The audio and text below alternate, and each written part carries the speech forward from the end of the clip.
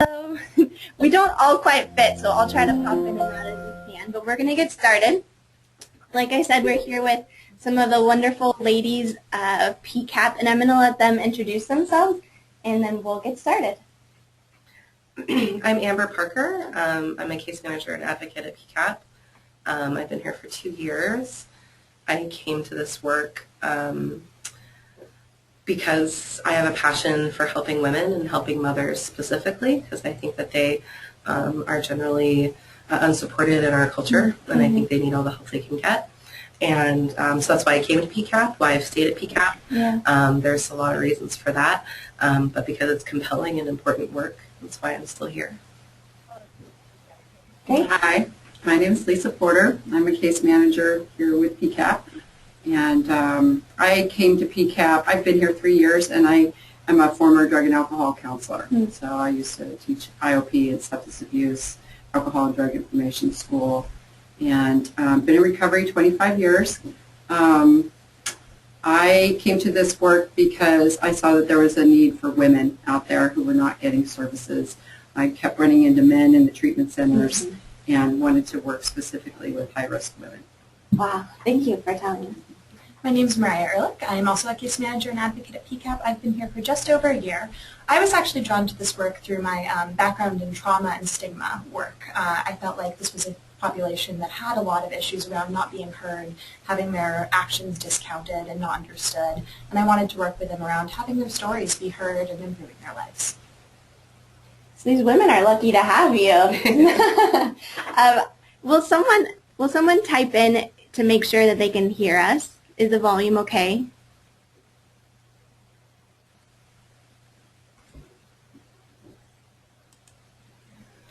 Zandy, you were typing earlier. Can you type in if you can hear us? Perfect. Okay. So tell us what PCAP is, for those of us that don't know. What do you guys do here? So PCAP is a 3-year research-based intensive home visitation case management program, which is a lot of adjectives, so let me break that down. So we work with women who are either pregnant or 6 months postpartum intake, and we visit them in their homes in the community for 3 years with the same case manager, the same client, one-on-one. We also get introduced to the families. We work with the kids. A lot of our clients do have older children as well. We help connect them to resources, and we average 2 visits a month. So in social work land, that's a pretty intensive case management program. Our goal in PCAP is to prevent the future births of alcohol and drug-exposed children. In the way of accomplishing that, we also accomplish all of these other goals. So what we work on is what the clients want to work on. Those are the obvious parenting, drug and alcohol treatment, things like that you might assume from our name, but we also end up working on housing, education, relationships, eating, body weight, health issues, whatever else is going on in these clients' lives. I think that's what made me so excited when I learned about you, is because on the volunteer, organic side of the world, I mean, we're kind of doing the same things, except for you guys are the case manager, service provider side of it, and so I was really excited to make those connections. The last time I was here, there was just a really powerful story about commonalities amongst the women and where they've come from, and I would love if one of you could explain just the common story of the women informing. I think a big commonality, 90% of our mothers were abused and neglected as children themselves. And so our state director, Dr. Teresa Grant, who created this program, she's amazing, and something she says is that, you know, the children that of our clients, they were those children. You know, their children are being raised in very, very similar situations that they grew up in, and the number of clients that grew up in foster care is only 30%, which is very low. Yeah. So these are women who grew up in homes that didn't have that safety. They endured it, and they were not removed. Most of our moms became mothers pretty early in their lives. And so I think that's also a common thing, you know, and so then it kind of begs the question, where does the line between childhood and womanhood sort of begin and blur? You know, before pregnancy, these were the expectations, and then the moment she's had a child, now these are the expectations. And I think that our clients all feel that as a commonality. But what else do you guys think is common amongst our ladies? generations of poverty Yes. and neglect. They come from, they are the children of our, the moms. Yeah. So Yeah. just generations of poverty, neglect, trauma, abandonment, They all feel very misunderstood, and I would say that they are all misrepresented in the popular culture, even amongst professionals. This is something that we deal with. A big chunk of our job is sort of combating the misconceptions and the stigma, the discrimination and shame that's attached, that they all feel, absolutely every single one of them. Go ahead, Mar. The other thing to keep in mind that I'd like to mention is that most of these women have tried treatment before. Most of these women have been involved in systems before. The average for the woman coming into our program is 6 attempts at inpatient chemical dependency treatment. Wow. And there's something still missing. And that's what Amber was addressing with that connection. We talk about attachment a lot at PCAP, which is bonding, mother-baby bonding, bonding to men. And that's something that every client I've worked with in this program has had significant trauma around. And part of the criteria for enrollment in our program is that they're not successfully engaged with other community providers. They have to be at least tenuously engaged to even get here. Someone's got to make the referral, although they can make it themselves.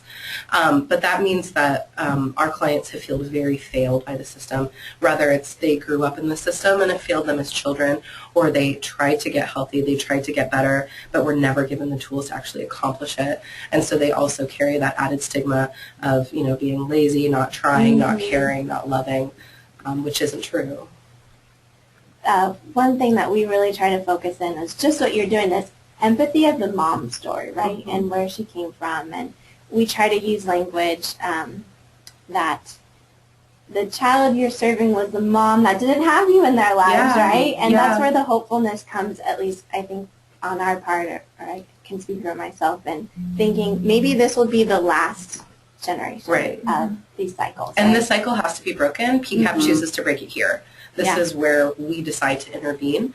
Other agencies have their own, ideologies about how to break cycles, but this is ours. That, that this cycle is best broken, and our research shows that it's best broken with empathy and compassion and not with shame-based approaches. I love it.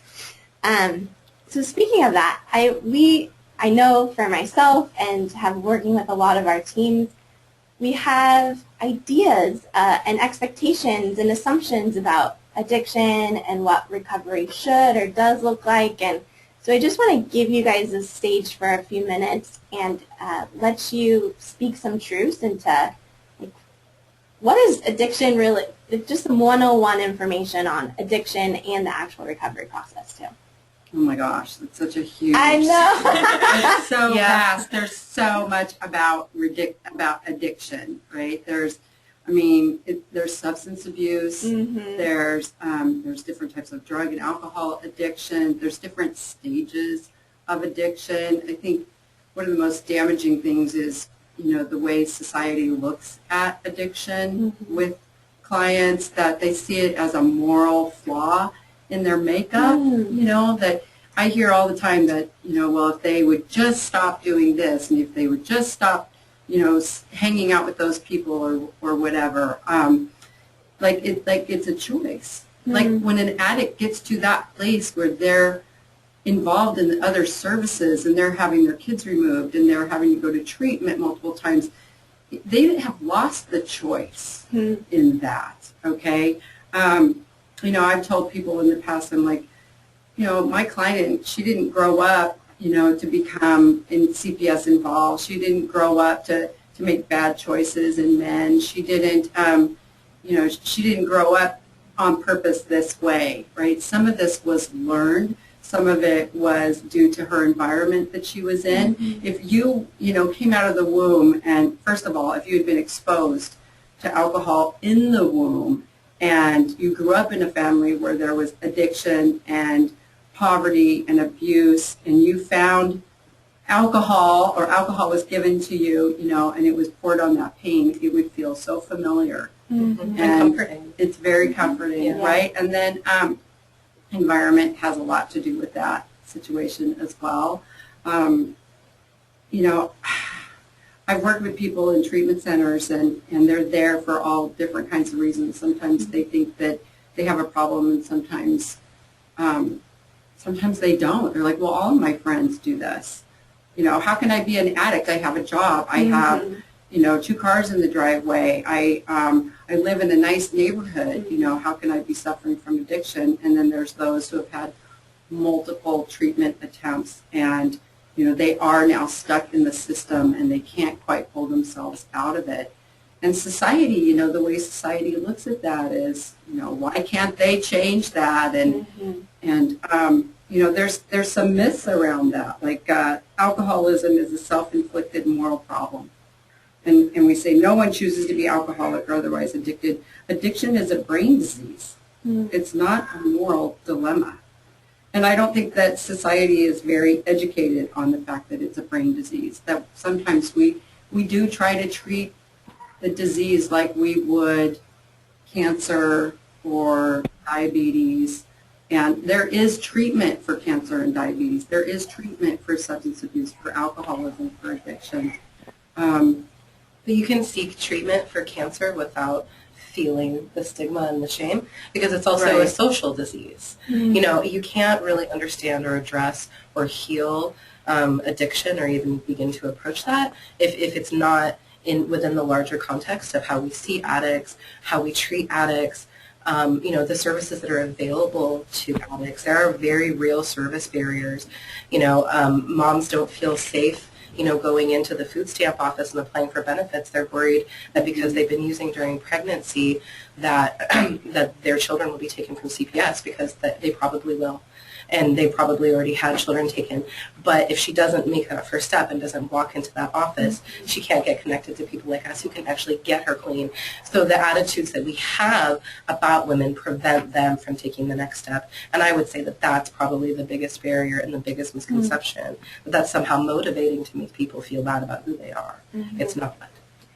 Lisa, I really liked what you were saying about, like, I just even caught myself thinking substance abuse and addiction are hand in hand, but realizing that we can all struggle with addiction. It doesn't have to be substance abuse related, right? And opening our eyes to our addictions when we have a house and the cars and the family and the latest is Netflix. The latest is Netflix, Breaking Bad, House of Cards, Sons of Anarchy. There's great, you know. But you're right, we all get stuck in cycles. We all like what's familiar. We all like a routine, even if the routine is awful and, you know, it feels familiar. The unknown is very scary. Even if the unknown has the potential to change your life and make it better, it's still unknown. And so even if your drug of choice is not crack cocaine, I think that everybody can relate on that level. We all know what it's like to feel stuck. And addiction is this kind of this feeling of stuckness, of not knowing how to move forward, not even being able to conceive of what it looks like to move forward. And unless you can see it, you can't actualize it. You can't make it actually happen for you. And they don't know what that looks like. They've never had it. Yeah. A big part of this work is, as well, is figuring out what that underlying cause is, what that underlying need is. This addiction that we see is rarely about the heroin. It's all about what came before. So while we do focus on that treatment, it's also focusing on that mental health. It's focusing on what led people to use in the first place. And that's so important to understand and grasp, is that it's not about the drug. And that we are, I mean, we're an amazing program, PCAP is, but we're working in a broken social system. And so we can connect a mom to treatment, and mom can get inpatient treatment, but the only thing housing voucher back in the neighborhood where we began to use, you know, and so it kind of circles back to this, and we feel hopeless sometimes. Then the police figured out that he was trying to kill her patient. We're getting a little feedback. I'm trying to figure out how to mute, but if you're on the phone, would you please mute your speakers? Thank you. Can you work on? That's really helpful for the addiction side. And what about the recovery side of things? Because I know that there can be often expectations about what that looks like for folks too. Oh, yeah. I think the expectation is that we're just going to send them to treatment, and treatment is going to fix them in 21 days or 28 days, maybe 30 if you're lucky. They're going to come out, they're going to be fine, they're going to be clean and sober, and life is going to go on, and we're all going to be happy. Right, as long as you remove the drug, the problem is gone. No, the drug is a symptom of the problem. Yeah. Right, and that person is the problem. And the thing is that addiction is a family disease. I mean, it's societal-wise, it has a huge ripple effect. Okay, so other people, other family members, everybody else is affected when someone is using. That person is expected to go get treatment and magically fix all of this, but everybody else's behaviors don't necessarily change, right? Society still labels that person. Family members still treat that person as the addict, the alcoholic in the home, constantly waiting for them to slip up, causing that person to already, they're nervous, they're insecure, they're like, gosh, I can't get this person off my back. I'm doing what I'm supposed to be doing. It's very frustrating. Recovery does not happen overnight. It is a life-changing event. And when someone comes to term with this, everything in their life has to change. And how do you start doing that? Yeah. How do you reinvent yourself when you don't have any real, tools to do that? And then you start to feel pain, or you start to experience stress, or anxiety is very common with people who use. And you're used to pouring chemicals on that pain, on that anxiety. They need a lot of support. They need a lot of recognition for what they're doing, even though society says, well, they're just doing what they should be doing. They're supposed to be going to school. They're supposed to be being clean and sober. They're supposed to be acting right, not getting involved in more criminal activities, showing up for their kids, whatever. But you're taking somebody who's used to a certain way of living with certain, street credentials and behaviorisms and friends, and now they're supposed to change all of that. And it's often that drags them back in. Yeah. It's very hard. They have to change everything. And Mariah, you said that most of the women with PCAP have been in treatment six times before they come here. Is there a stat about how, like on average, how many times people do treatment before they are clean and sober? I'm not even sure I said that right. Generally? Generally? Yeah, generally. I don't know that off the top of my head. What I do know and what we see here is that just treatment alone, just that inpatient, whether it be for 21 days or 6 months, is never enough. It's never enough. Because like Lisa was speaking to, we're looking at a total lifestyle transformation. We're looking at radically transforming the way these women relate to everybody in their lives, to not only their friends, but their families, and now to their baby. Yeah. And whatever mental health issues that they were medicating with substance abuse now is at the forefront, needs to be dealt with. And they may not even know. A lot of our clients come with a laundry list of different diagnoses and are medicated and mismanaged, and because they're almost always co-occurring. I would say every single one of our clients has a mental health issue that's very serious and needs to be taken care of, and they've been medicating and they've been doing the best they can to manage it on their own. So that needs to be negotiated in a sober life, and that's very hard. Oh, yeah. Very hard. Especially if you're isolated from your previous community, maybe that was encouraging your addiction. And I mean, apart from addiction, there's stigma attached to seeking mental health treatment. Yeah. You don't want to be crazy, and that's a big barrier we have with clients. We say, well, counseling, what do you think about counseling that could help? Well, I'm not crazy, because they're already carrying the label of addict. They don't want to add another label onto that, and I understand what that's about. Yeah, It's very offensive. it is. And I know that it's hard to remember that relapse is a part of recovery too. Could you speak to that a little bit? It's not a linear thing. Yeah. It's not take away the drug and then happy ending like Lisa. It's not. It's a really, really winding road, recovery is. And it looks individual for every single person who goes through it. I'm kind of a hardliner on that. In my background, relapse is a part of continued use. Some people will say relapse is a part of recovery. I say it doesn't have to be a part of recovery. You don't have to hit a level of bottom that is so bad, right? It can actually be right here. And that's where I think education is so important. You don't have to lose absolutely everything in order to be so emotionally demolished, physically demolished, to where you're just like, okay, fine, that's it, I give up, but yet sometimes that's where you end up. Lisa was saying a really wonderful acronym earlier for SLIP, and the SLIP is, do you want to talk about that? Sobriety loses its priority. Sobriety, which I thought was so clever, because that's what a relapse tells me. A relapse doesn't tell me someone showed up at your door and things happened. A relapse tells me something happened in your life.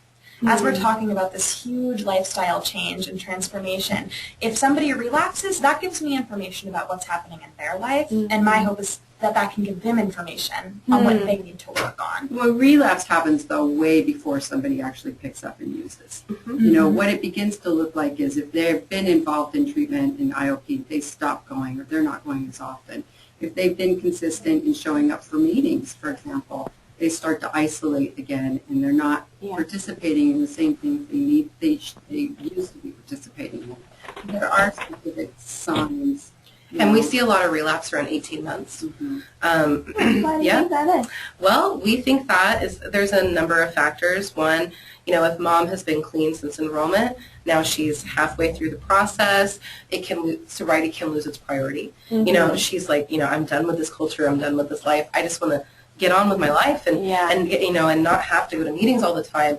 I see that, which I understand. However, then sobriety gets just take care of the baby stuff? Also, babies become toddlers around 18 months and become extremely challenging. Yes. And I think that you know, something another professional said to me was treatment is not the path, it's the trailhead. You know, the real work happens after treatment. I you know, that. And so our moms think, well, I did my 6 months in treatment, you know, I should be all good now. No, like the hard work starts when you have to go live your life. And so they're out there, they're in the community, they're living their life, and that's honestly, I expect to see relapse not when she's at her worst, but when she has stable housing, when she has her kids back, when everything looks the way it should. I start to worry about relapse being a very real thing, and I want to increase my support and not withdraw, which is tempting. She's good, I've done all this work to help her, go live your life. But no, that's when we see a lot of slips. Interesting. Yeah. And I think you're somewhat familiar with state families and this idea of volunteer movement and neighbor to neighbor to support. So if you had some advice for our teams about how can we build relationships with moms that are anywhere in this world of addiction and recovery, what words would you have for us? Get educated. Yeah. Get yourself educated about addiction, you know, kind of what it looks like, because it doesn't always show up ugly, right? It doesn't, you know, like we were looking at pictures of our clients, and I'm like, this client looks just like me, you know, and our clients say this to us too, like they have a hard time conceiving of themselves as an addict, and unless they can't really deal with it because they don't look like an addict. You know, they're not always on the street, they're not always under a bridge. Right. So they're that's not like crack skinny. Not all the time. No. No, so they like don't have education. You know, meth marks all over their face and meth mouth and all of that. And also something that we see a lot in PCAP is meet her where she's at. You know, so if I see a client who I know has been using, who's, you know, maybe deep into prostitution right now, who's not keeping appointments with me, if I run into her on the street, what do? Yeah. I buy her a cup of coffee. You know what I mean? And I listen to what she has to say. And that is what I would say to you. I mean, you know, and get out of the mentality of trying to fix people. People do not become fixed. They fix themselves. And the greatest gift that we can give them is the opportunity to have someone listen to them, because people do not listen to them. Someone to treat them with respect, because people do not treat them with respect.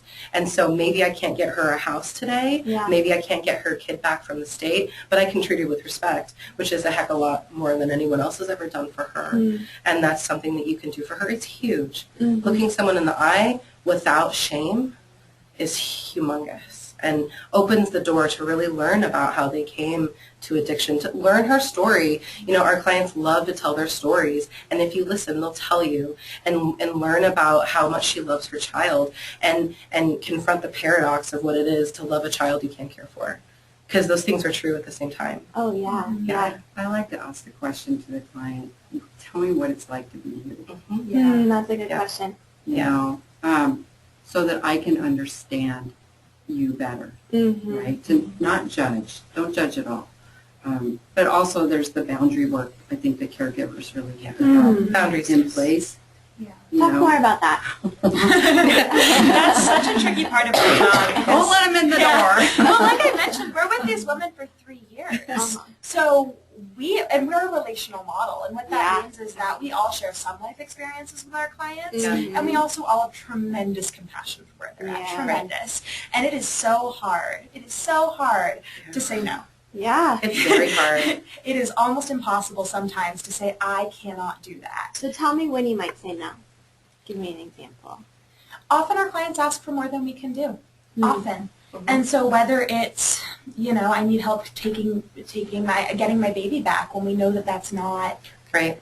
possible. And that's the huge one, right? That's Yeah. the big red flag. Yeah. But smaller might be you see a woman who and she doesn't have a coat, but this is the 4th coat she's lost. Yeah. Right.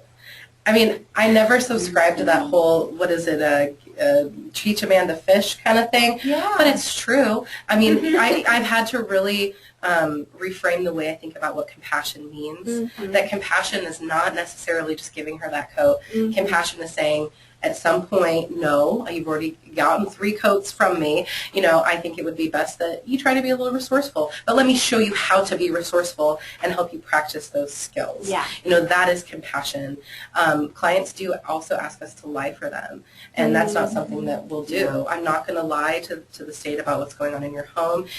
Do I show you that I care about you by ignoring that you're using? Is that what, do I show you that I care about you by letting this slide and pretending it's not happening? No. And it doesn't always feel good or comfortable to be in the role of an authoritarian. It's certainly not why I got into this work, was to tell people what to do with their lives. But sometimes that's what needs to happen a little bit. Well, we can't rescue them You're right. either. We No. cannot rescue them. And in Al-Anon, it's very clear that we do not get in the way of the natural consequences of someone's using behavior. That's kind of like playing God. Yeah. That's a beautiful way to say that. Will you say it again? We don't get in the way of natural consequences. She said that to me one time, Someone's and I using was like, yes. behavior, right? Because there are consequences and choices and consequences, choices and consequences. Sometimes the choices are removed, but obviously you can live with the consequences. Yeah. So if I sign up for that, if I sign on to that, then I'm really enabling that. And I won't lie for my clients. And that's also how people learn. This is how we learn. So if I take away an opportunity for her to learn a lesson herself, Right. as hard as it is for me to watch her struggle, I'm taking something away from her. I was afforded the ability to learn from my own mistakes, and I hope I make a new mistake every day that I get to learn from. And she also needs to be able to learn those. It's much more helpful for me to be with her and to stand next to her while she messes up and to help her be reflective about that and how can we do this differently than trying to protect her from that. Yeah. Because it doesn't actually help. And that's also modeling. And modeling is another Yeah. big part of our work. If I'm not Yes. lying for her, Uh-huh. I hope that she'll also see I'm not lying to her. Yeah. Mhm. Yeah. Ever. Mhm. Ever. Just as we don't lie for clients, I don't lie to my clients. And if you're willing to give her independence and make mistakes, maybe she can learn to let her own children Right. have independence. And this is the basic human right. We all have and deserve the right to mess up and to learn. I mean, and people have asked me like, oh, how can you do this work? I'm like, I feel like it's a privilege. I feel privileged that I get to be with people in their darkest times because that's when personal growth happens. Growth is not always beautiful. It's messy and it's scary and it's usually we should pretty make a banner that awful. says that. Yeah. Growth is not beautiful. Growth is very messy. And I'm so lucky that I get to be with someone as they're growing, that I get to be a part of the story of their personal growth. Well, and for myself, I in recovery for a long time myself, people were always trying to fix. You need to do this. You need to do that. Just try this. Just try that. And really it was like, I'm not willing to do anything that you're suggesting that I do until you've actually heard what it is I need. Yeah. And I think listening is really important. Listening without judgment, listening with compassion, Yeah. trying to understand.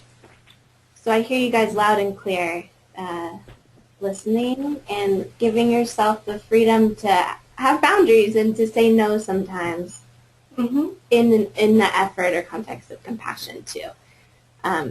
Really similar to that question, not just advice on how we can connect or build relationship, but how can we tangibly support families?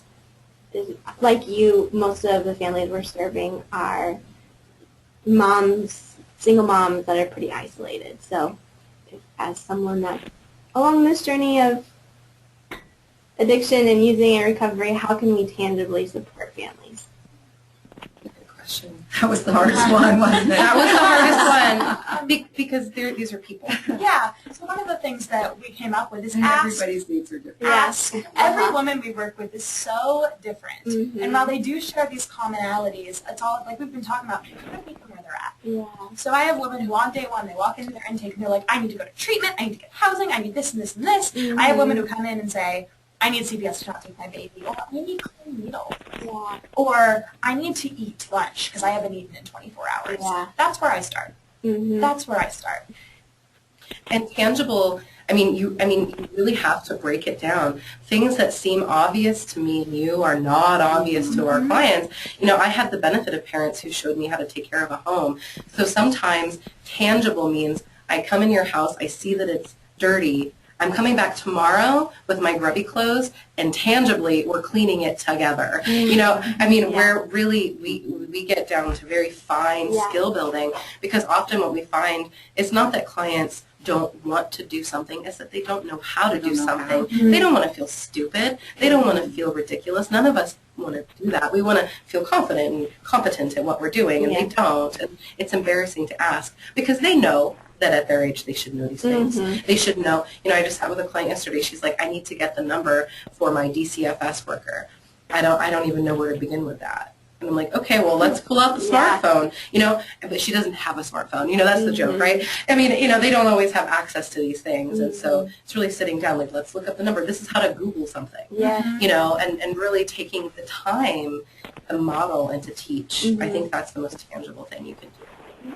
The reality of some of our stories are that mom's in a tough place. A really healthy family is able to care for their child. There's maybe already shame about choices in the situation mom's in, and then watching children thrive in a home maybe that's nicer and cleaner than theirs. That relational building and support can just be a little trickier. And so if there's advice on maybe small gestures or ways that our families could create that bridge. Cards.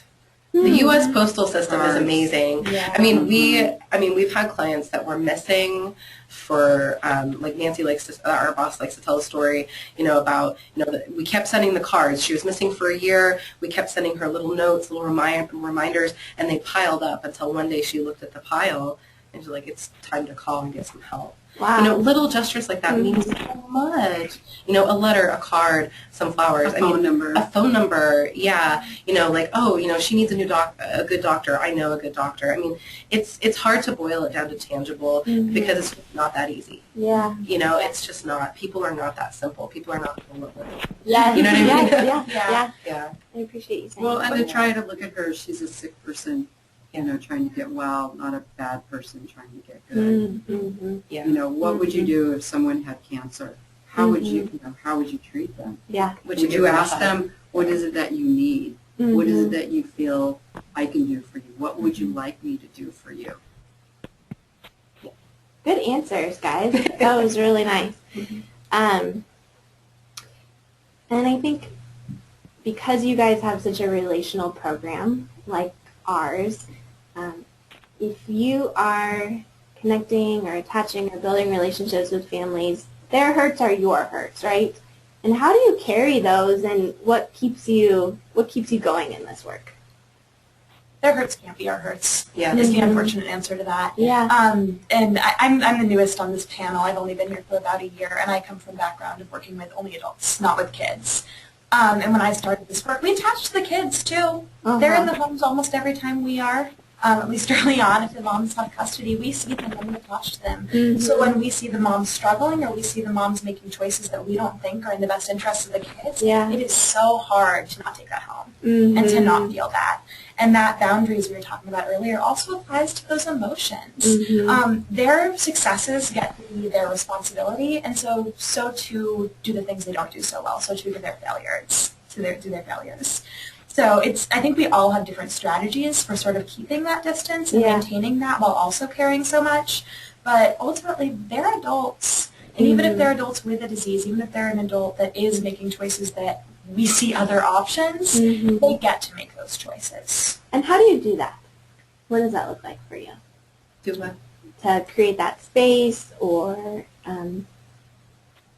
for there to be this sort of connection and disconnection at the same time. It's a slippery slope. I mean, we talked about this earlier, and it's like, okay, I want to care enough to be effective, but I can't care too much because I'm ineffective then, right? If I'm too invested in what's going on, I'm not objective enough. And also, my self-care then suffers. If her relapse is my fault, I cannot do this work. But in the same way, if her success, if her sobriety is also because of me, which is not, then it's a constant negotiation of self-care, constant. It's daily. You don't get self-care one day and then you're cruising. You don't get boundaries one day and then you're cruising. You constantly have to reframe and keep your perspective. Whatever perspective's keeping you strong needs to be renegotiated every single day.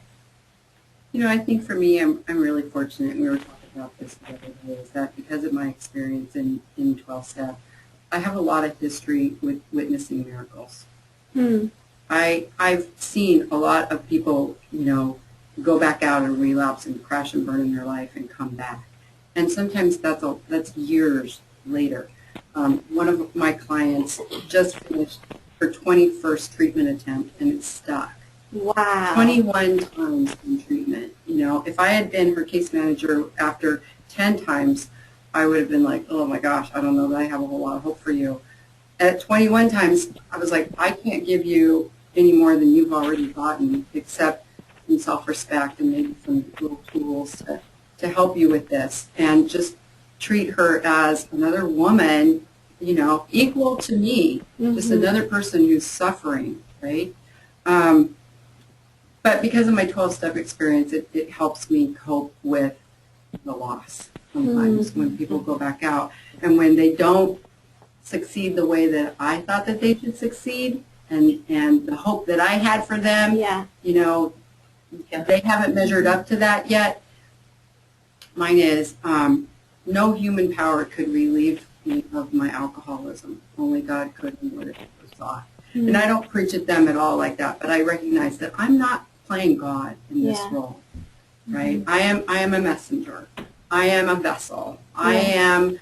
That's why we do this work, right? It's because of our compassion and our love for wanting to help people. And I also know that no frothy emotional appeal will help anybody. It doesn't help, And so I can sit back and go, I'm not responsible for your recovery, and I'm also not responsible for your relapse. I'm not responsible for your success, and I'm not responsible for your failure. All I can do is give you the tools that you need. And what you choose to do with them is your own business. Right, because this isn't our story. This is her story. This is her book to write about her own life, just as mine is. And those boundaries really come in handy when it comes to creating a space where you can both be compassionate, but not too compassionate. But it's hard to get there. I've been here 3 years, and in the beginning, I threw myself into this. We're all here because we love it and we care and we have passion. I have to bring my passion in. Yeah, dreaming about the client, and thinking about them on the way home and what they need to do, and if only they would do this. And, I don't think that you can be a caregiver and not experience that at all. But to the point of where it kills you inside, then you can't help. If I realized in my first year of this job, I'm like, well, if I take home, if I'm sitting in bed ruminating about what's going on my caseload, I'm not helping them. But that's the temptation, that if you let go of it for a minute, you'll lose them. But you have to let go to keep them. It's a huge paradox. It's very difficult. Yeah. Something that's been important for me to hold on to too is that when I do all of this work with somebody and they relapse, that work isn't gone. They still know those things. They still have those lessons. Mhm. So for Lisa's client that took 21 attempts to have a treatment attempt that stuck, those 20 times weren't failures. That's what she needed to get to time number 21.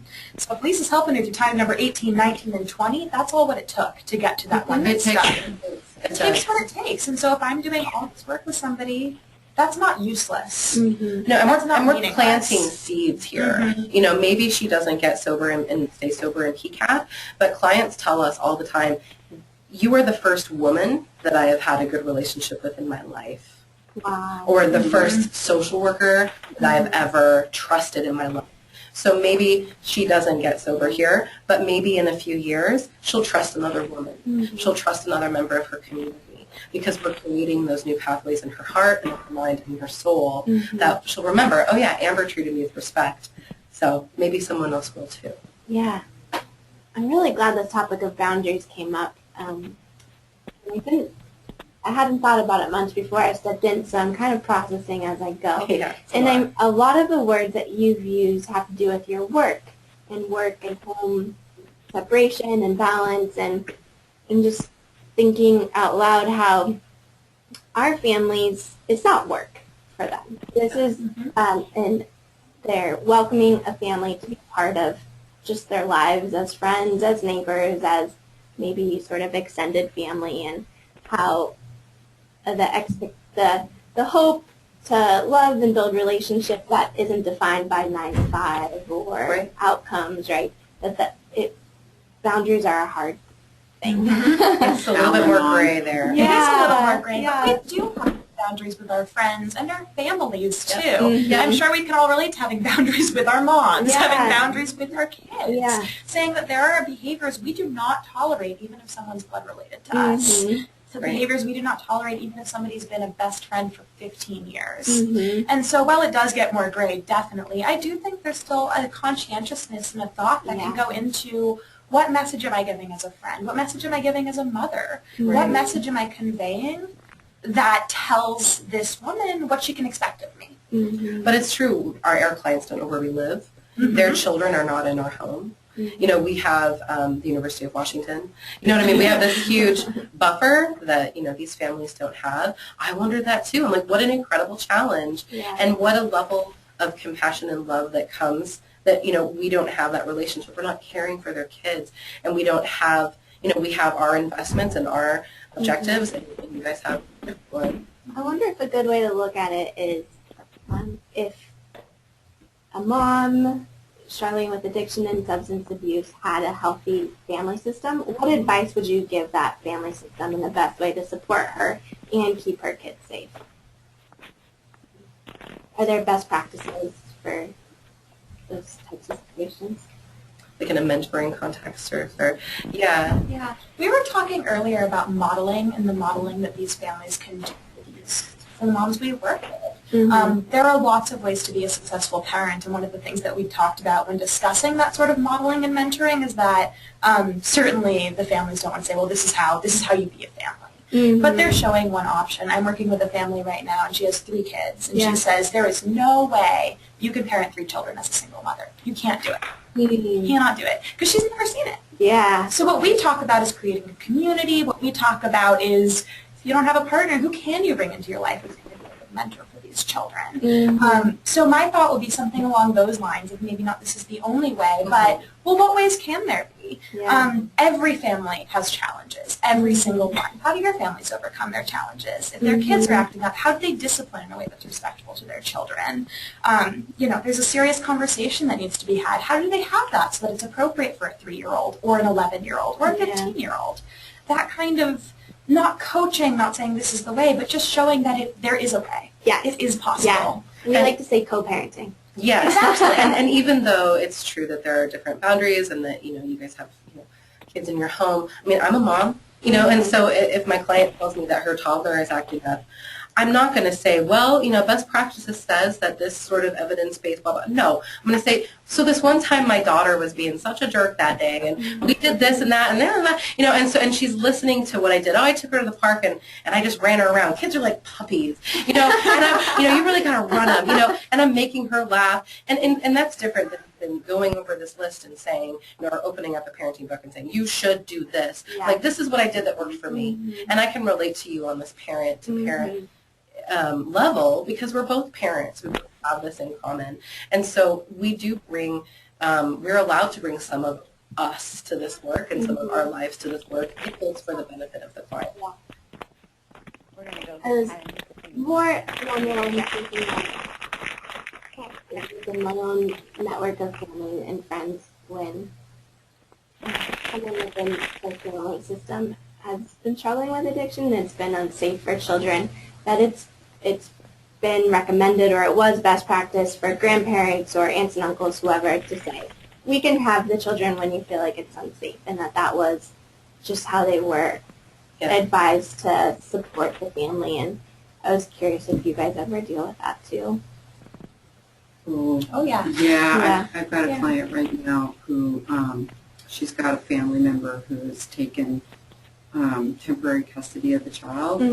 But really, the client, likes to use heroin. And so this person is really just more of a babysitter. She just kind of pawns the kid off on this person. But this person, the auntie can't get any medical care for the child because she doesn't have any legal documentation, no legal documents in place to do that. So it becomes really challenging, to just dump a child. I mean, I hate to say that, but to just kind of, here you go, take the kid. I think the grandparents really need to set boundaries with their daughter around that, as far as, this is what we're going to need in place from you so that we can provide the best care for your child. You don't get to just show up at 9 o'clock at night when you're feeling guilty and you're high, to come visit and play with the child. I mean, that's hurtful to the child. And I've seen, in the past, clients who have family members that the child is placed with, and they lack those boundaries, and they just let mom show up whenever she wants, and just kind of a part-time parent, and that's not effective. And it doesn't help mom, and it doesn't help help the child, and it's not healthy. And so becoming comfortable with saying no. And, we talked about professional boundaries, and like Maria said, it's not dissimilar. The boundaries that the families would need to set with clients are the same boundaries that we have to set with them.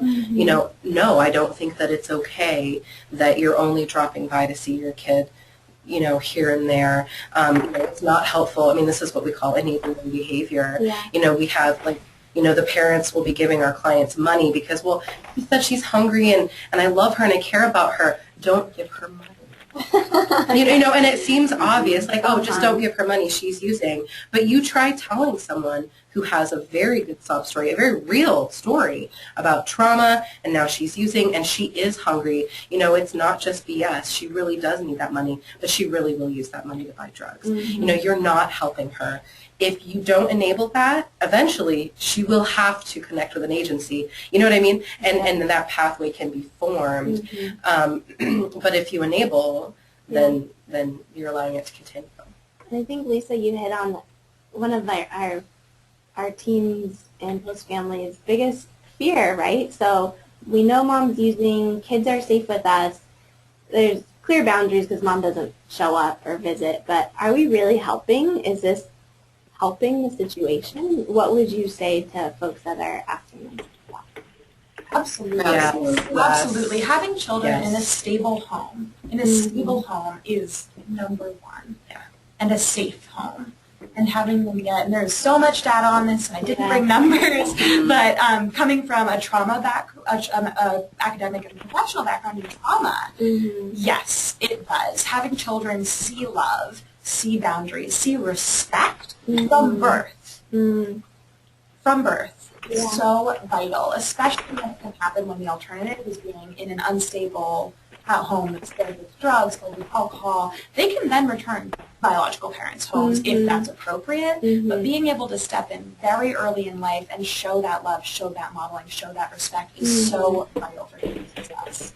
I can't say yes enough. It's absolutely, back up Maria 100%. It's so valuable that what we call our babies, they're not our babies, but that are, it's so amazing that they have a safe place to go to, because our clients who did grow up in foster care will tell us that they were abused in subsequent settings, and our research shows a lot of abuse and neglect, you know, we know that when we call CPS that these kids are not necessarily better off in foster care.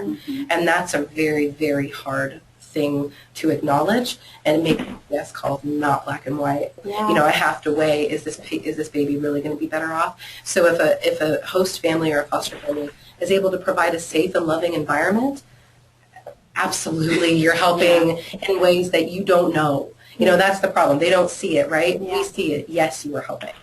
Yes. What about negotiating, though, with the mom? You know, I tell you what, I understand that you really want to see your child, and these are the hours that you can see your child. How about if you, I don't know what, you know, if you do X, then you can come by and you can participate in bath time.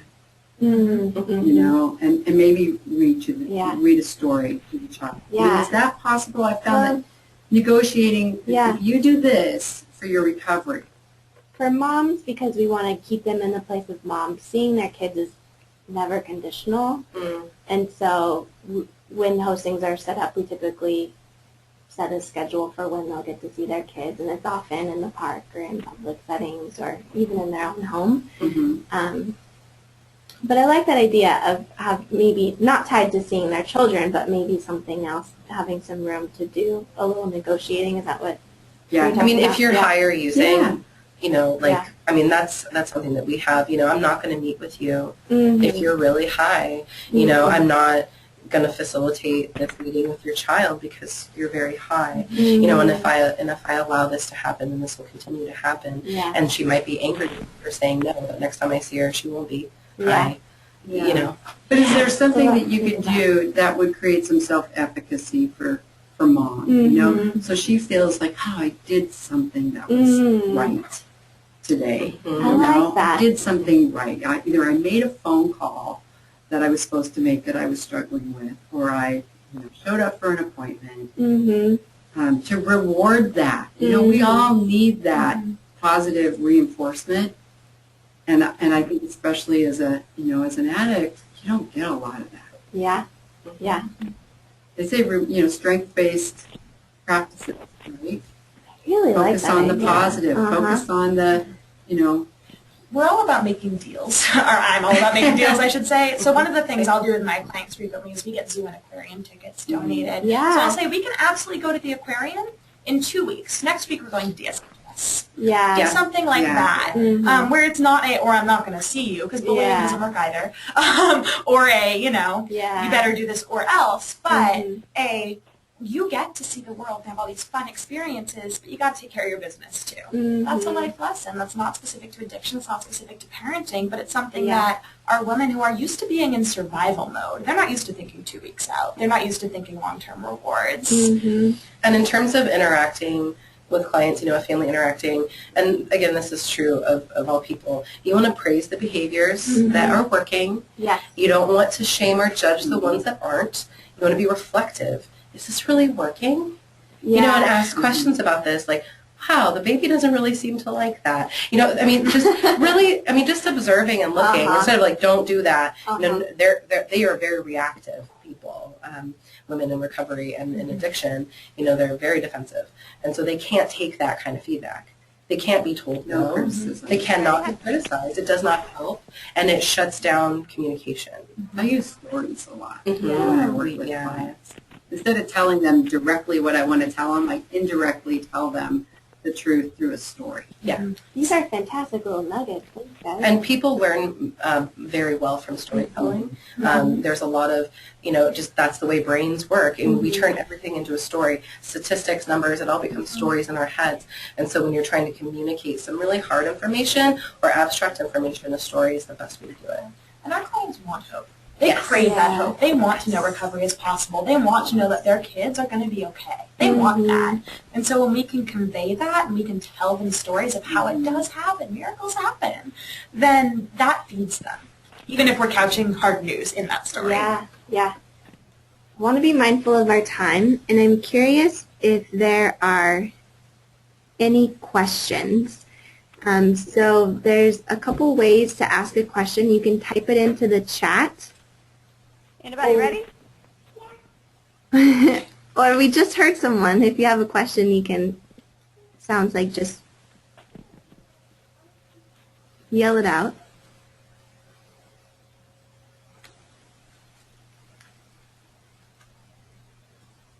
We'll give it a couple minutes. If we're waiting, can I add an addendum? Please, yeah. That our boss really wanted to get across and I think is very important when we're talking about misconceptions. Alcohol is the #1 thing that causes birth defects in fetuses. Okay. It's not popular information, but it's true. Women can use all sorts of substances, including heroin, meth, crack cocaine. They do not cause brain damage. They cause other issues, such as premature birth, things like that, and that can carry its own risks. And but poverty is the most. Poverty and alcohol are the #1 things that create poor birth outcomes. And for those of us who are old enough to remember the crack baby scare in the 80s, there's a lot of very sensationalized, did my whole senior thesis on it, sensationalized media stories about, women using crack during pregnancy and that they're creating these, these retarded babies and that this is happening. And this still exists today. This misinformation is still very prevalent and it contributes to the stigma. So education, like Lisa said, is really important, but people do not know this. Doctors, my background is in obstetrical care and midwifery, and I worked with practitioners who still said, like, a glass of wine is fine. It is not fine. There is no amount of alcohol. We have moms who had 1 drink in their pregnancy and their child is brain damaged. We have moms who used heroin and meth at the same time every day of their pregnancy and have a fat, happy, beautiful 1-year-old. It is really that traumatic, and we work for the fetal alcohol drug unit, and our program has been researching this for 2 decades. So we know alcohol is #1. Alcohol is the only substance that causes brain damage. Yes, permanent, irreversible brain damage. We had a couple of comments. One says, great question. The other says, you ladies are the best. The staff at Special Delivery wants to hang out with you. So if you guys hang out with you. You can ask us more questions. Yeah, we love hang out with talking you. about it. Special Delivery, I'm happy to connect you. Yes, please do. Connections are so important. And connections is how we get our clients help. That I know, I love this doctor. This doctor will get my client her medication and not treat her like crap. We need to have those community connections. We need to be a tight network to really help them. Something that we can't give our clients is a loving and supportive community. And that is really the thing they need the most. We can't give them friends. We can't give them family. We clock off at 5 and we don't work on weekends. If we're as relationship-based as we can. So the more we can surround them, the better. Awesome. Well, I really enjoyed getting to talk with you. And Zandy says, absolutely, we need to be a tight network. Our women deserve it. They sure do. Yes, they do. I would agree with that. So we're going to cut off here. We did record this session. So if you are listening and you think other folks could really benefit from listening to this, please feel free to reach out to me, and I can get it to you. And if you have any further questions for any of us, please feel free to reach out to our office at any time. We love consulting with community providers. We love going out to people in the community, talking about PCAP, also talking generally about this population. We know there's stigma and misconceptions out there, so this is our job. Wonderful. Thank you, guys. Bye.